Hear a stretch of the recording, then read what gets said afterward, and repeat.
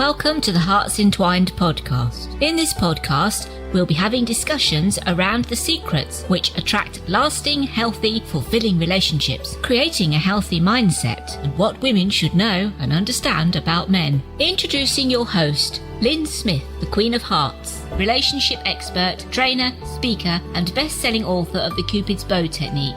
Lyn's mission is to have a positive impact in reducing divorce, domestic violence, and suicide.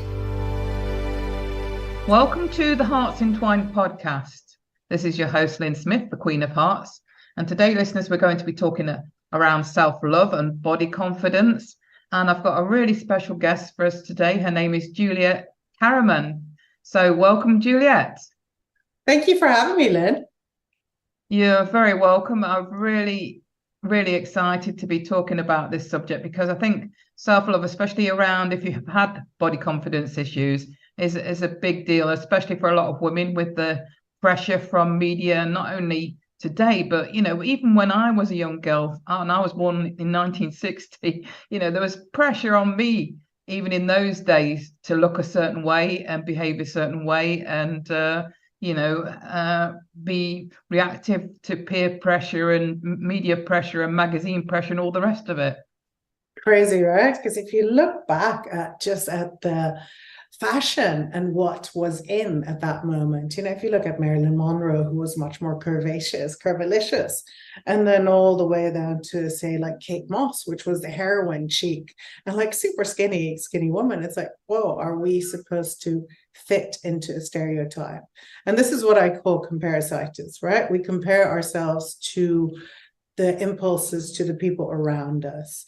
And oftentimes that gives us a feeling that we are less than, that we're not as beautiful, as smart, as thin, as thick, as whatever everyone else is, but we're either too much or too little. And that then really loads into our system, into our bodies, and can create disease, can create trauma impulses. And really, you know, life just then feels like you're running in a little rat cage, trying to keep up with everyone else. And I suppose what's really annoyed me over the years, I've seen the press, you know, criticize celebrities for, you know, showing off a bikini body where they've probably been, you know, a normal size, let's say, in my eyes, and referred to them as fat and that she's piled on the weight and, you know, she's not like this stick thin thing that she used to be. And I've just thought, she looks perfectly normal to me. And I'm just wondering, you know, what impact it has on them as well as the people, you know, reading and seeing that. Completely. So it associates who you are as a person with what you look like, with what weight you are, with, yeah, if you have dimples in your skin, if you have wrinkles, if you have little hair scars and whatever showing. And it's like, that doesn't define who we are. I mean, if we look at babies, how they're born, they're perfect. They laugh, they cry, they poo, they drink, and they don't have all these inputs that we have put up on our children and that we get from society, that, you know, that they're too much, too little. And it's just like, do we really need to associate how people are, what makes them by the way that they look? And it's just so superficial, right? And that's where the trouble is. And I feel it's so sad that, you know, rather than educating and parenting and, you know, putting positive emphasis on body confidence and body positivity, you know, that we're resorting to, you know, using apps and fillers and filters to make ourselves look different and better, in inverted commas. And it's sad. I mean, I've played around with filter and just cracked up. Oh my God, I gave myself like these massive implants everywhere. My kids are like, "Mommy, please." I'm like laughing. But a lot of even, I would say, young women and even young men at the moment, we're so used to seeing, I mean, it started with airbrushing and now it's all these apps that, you know, we can change the color of our eyes, we can change the slant of our eyes, we can change everything about a picture that we look at. And then it's like, but then what happens when you actually meet the person in real life? Is it like, oh, she's nothing like her picture or his picture? But then what importance do we put on looks? I was writing an article the other day where they've changed diet culture into the term lifestyle change. And you think that would be really positive, because lifestyle change means that maybe, you can start become much more aware of things. You start doing a bit more meditation and mindfulness.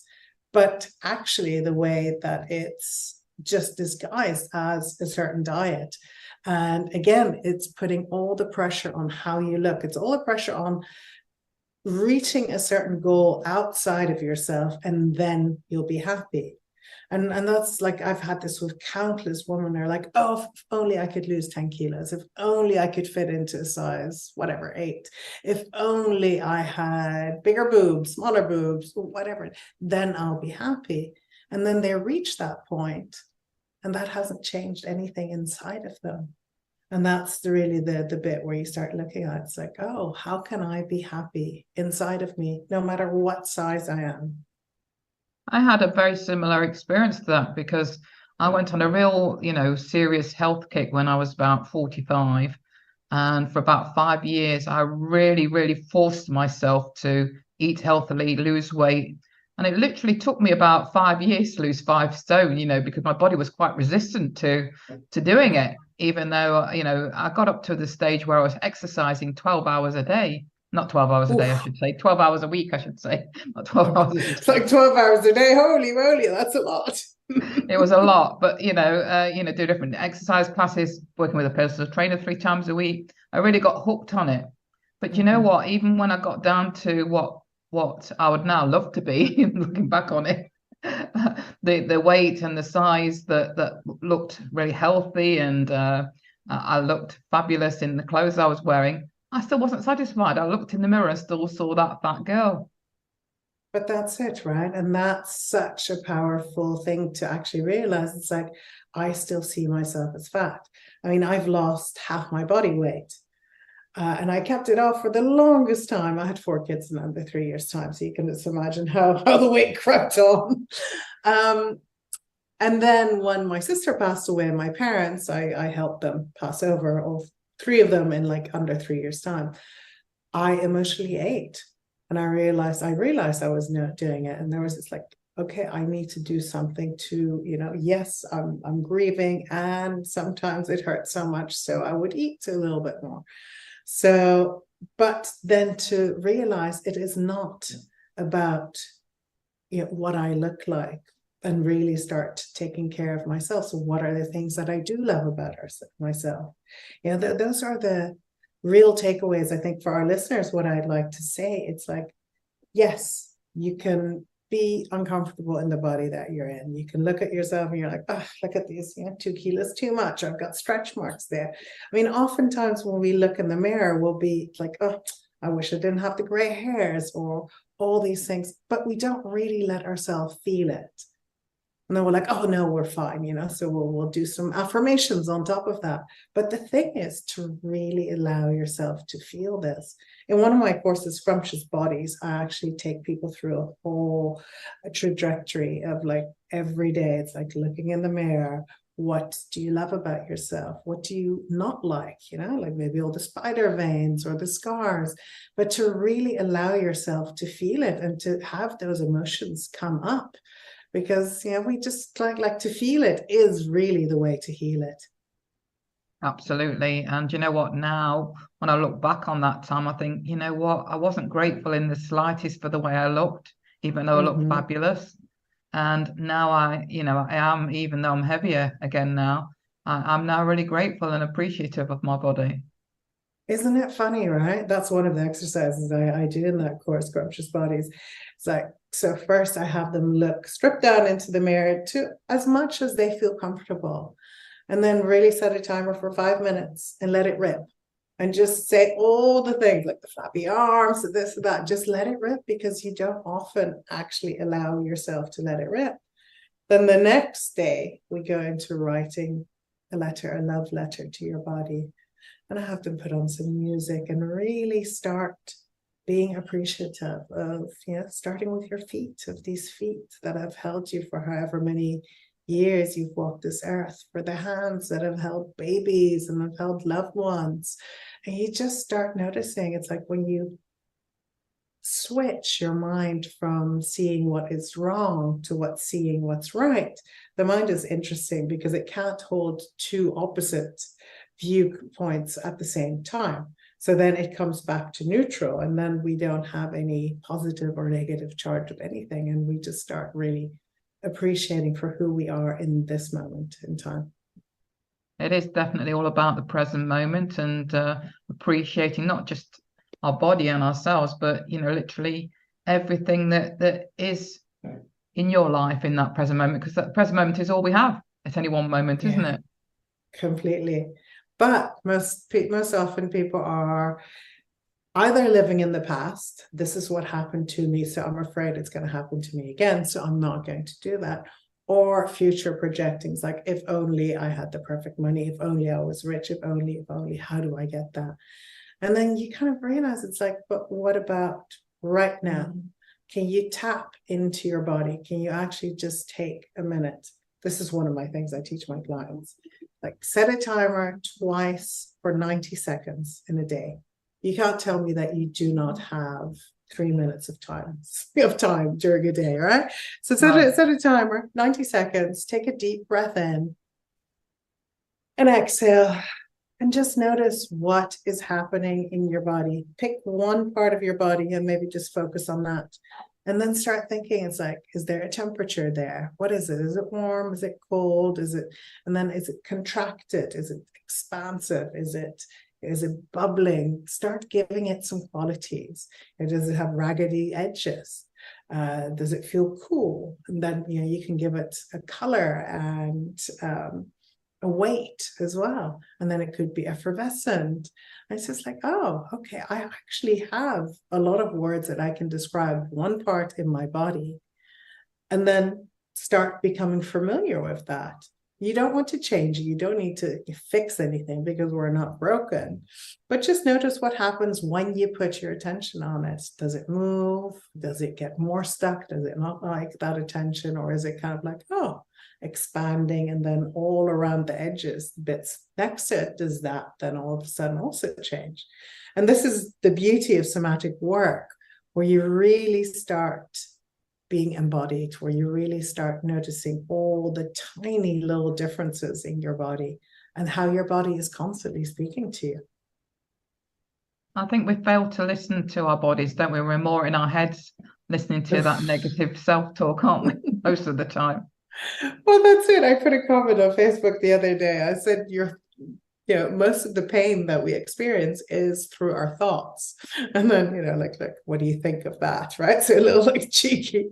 And everyone's like, oh yeah, it's actually true, because it's our thoughts that keep us stuck, right? I mean, I do a lot of Dr. Joe Dispenza and a lot of other people that talk about the quantum.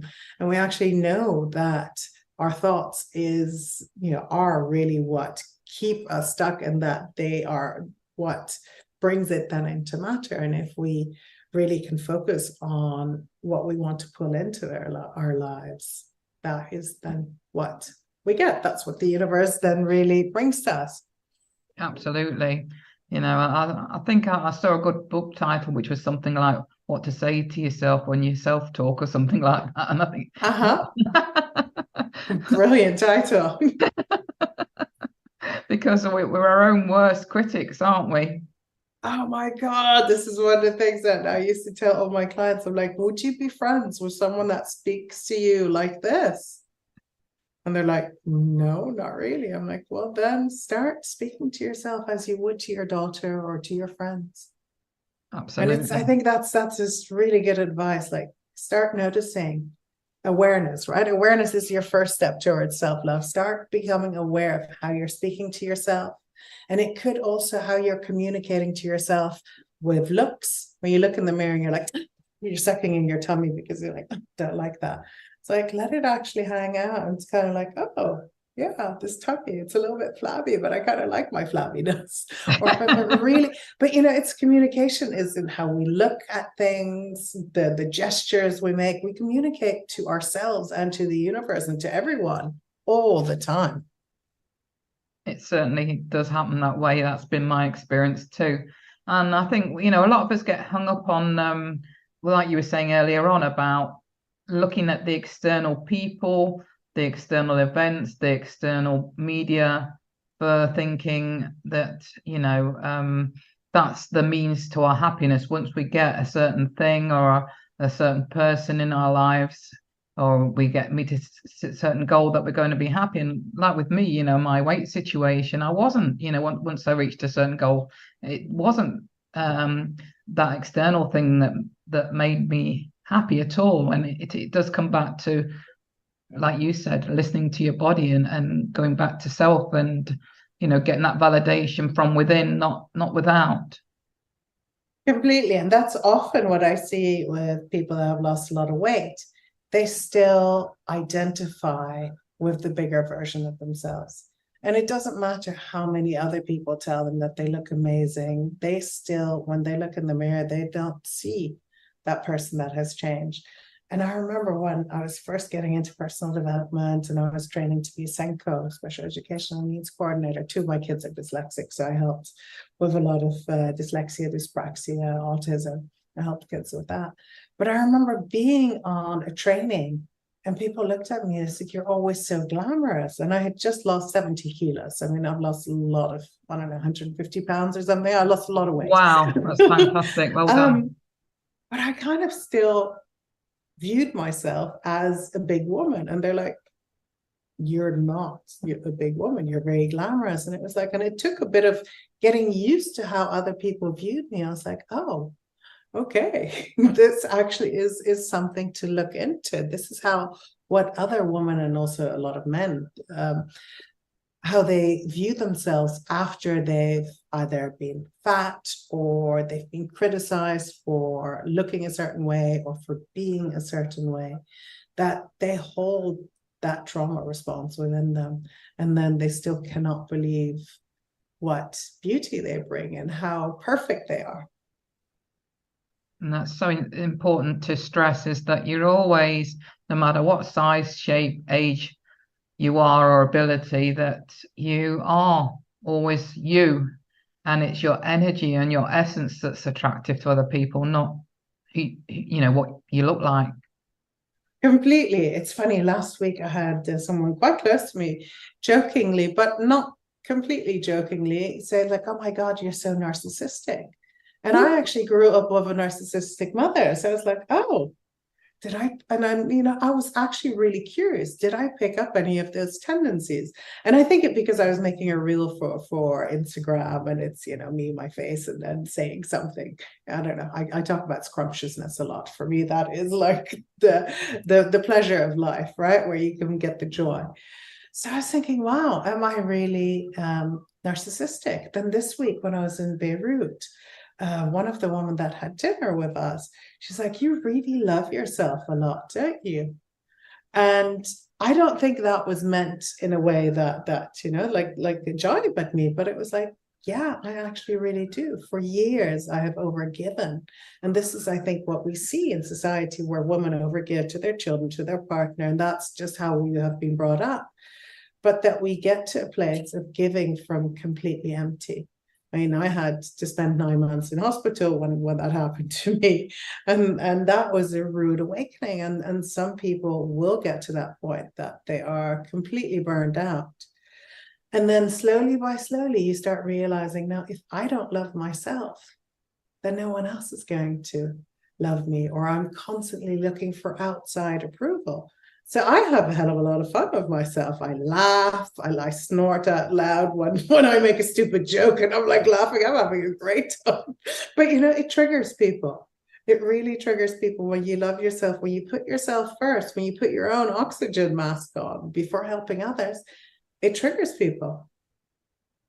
It does, because I suppose they don't have the level of awareness that we now have, through doing the work. And we don't know what we don't know until we do. But that's it. But then also look at female, I'd say, like, do you know any woman maybe 60 or above that's a really good example of loving herself and putting herself first? If we look back or in the movies in the 80s and 90s and thousands, it was all about unequivocal love and giving the man all your love. And it's like, it's only lately that this female power has come through a little bit.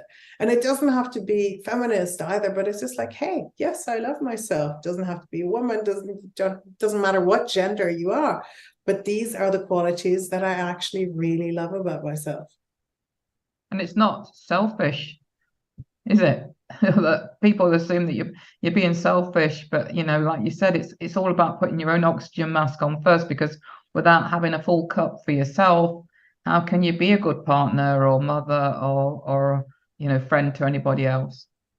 And that's the funny thing, right? So would people actually, they advocate for whoever loves themselves more and finds amusement and just happiness in themselves. So they then ripple out that to others. But would they prefer it that, that we're tight and we're overstressed and we're worked and we're angry? It's like, no, the more that we actually just take care of ourselves, and it can be as little as just taking a breath, coming back, doing that practice that I showed you, or just like, journaling in the morning for 2-3 minutes, putting on a meditation thing, going out to nature, sticking your feet in the grass if you have a moment. Sometimes when all my 4 kids were young, I would actually lock myself up in the loo for like a minute. I'm like, you know what? Give me 1 or 2 minutes. I need to just get back to center.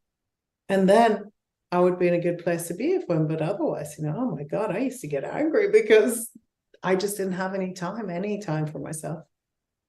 No, and that just builds up stress, like you mentioned earlier, in the body, and then that can lead to ill health, which is no good to anybody then, is it?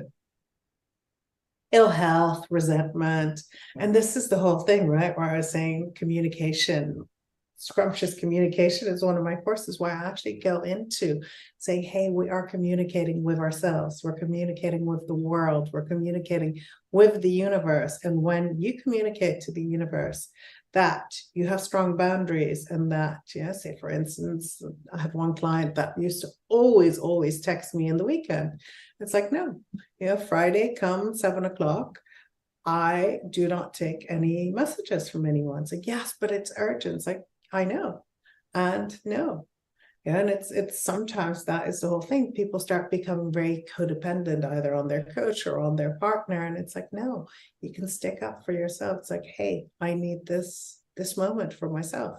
I need this time for myself. Otherwise, we get angry, we get disorganized, discombobulated, and are just not so much fun to be with. Yeah, it just like you say, depletes your own cup. And when you're emotionally bankrupt, so to speak, you're not in a great place to be a good person for anybody then. Emotionally bankrupt. I love that. That is such a good term. It is emotionally bankrupt. And I know like everyone talks about self-care and getting a massage and a pedicure, but self-care is not all about manicures and pedicures and baths. It's actually, oftentimes it's saying no. It's saying no to the things that you're not a hell yes for. And that was one of the biggest learnings from my clients, where I'd start with them and they're like, but I do this, and this. I do so much for them. I'm like, yes, and do you actually want to do that? It's like, but of course I want to do that. I'm their partner, I'm their this and that. And of course it's expected of me.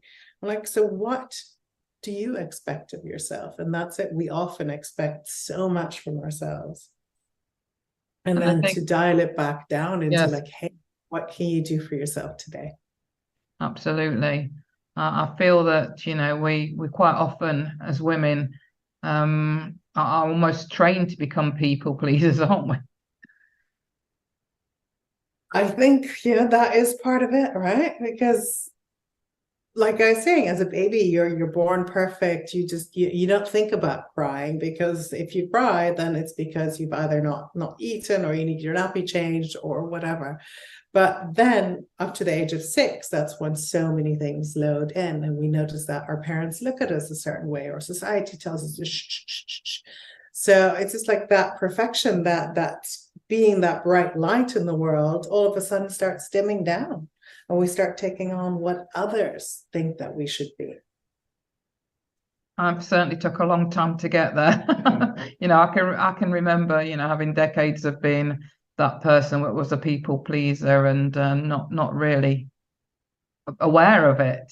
So hopefully that, any member of the audience that might be listening to this now, if you are that person that feels like you're doing everything for everybody else and you never have time for yourself, then maybe this is your time to, think to yourself, well, you know what, I do have the awareness now and I can change that.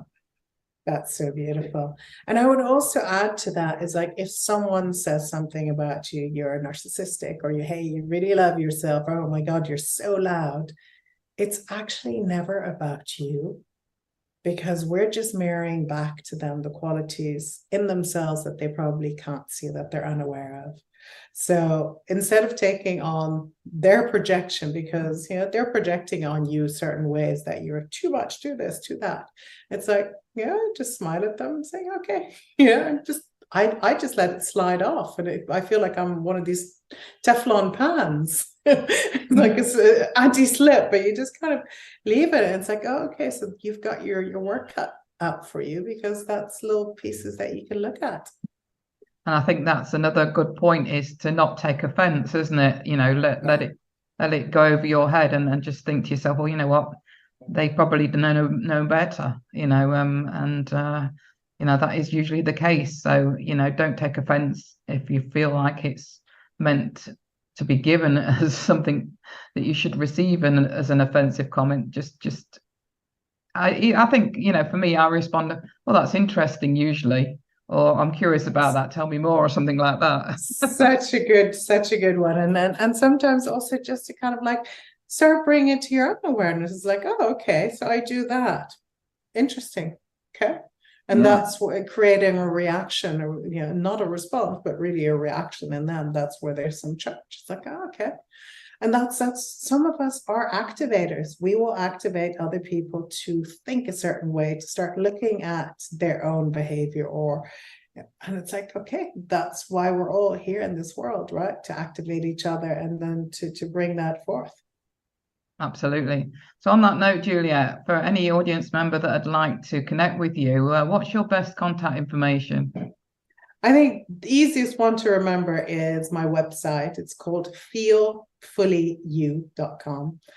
Feelfullyu.com, and on that there are lots of courses. There's a whole bunch of free resources, media and meditations and downloads. So that's where you will find my Instagram and my Facebook and LinkedIn pages as well. Excellent. So thank you for sharing that. Any final words of wisdom that you can share around this particular subject of self-love and body confidence, Juliette, that you'd like to leave the audience with? Yes, I would love to give them some homework. So I've already given the homework of a timer and to check in with your body.